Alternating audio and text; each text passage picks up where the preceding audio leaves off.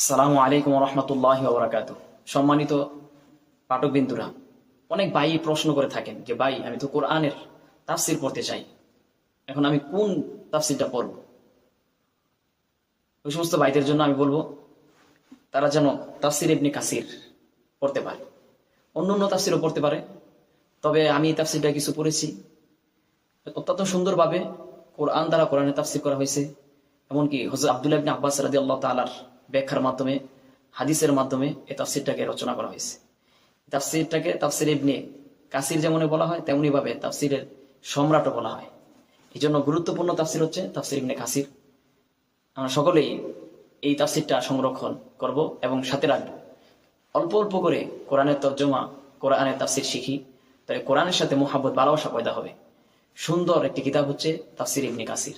এটার বাংলাও বের হয়েছে, ইসলামী ফাউন্ডেশনের থেকে বাংলা বের হয়েছে। অল্প মূল্যে আপনি পেয়ে যাবেন। এবং কিতাবটা কোথা থেকে পাবেন এর লিঙ্ক আমি আমার কমেন্ট বক্সে দিয়ে দিব।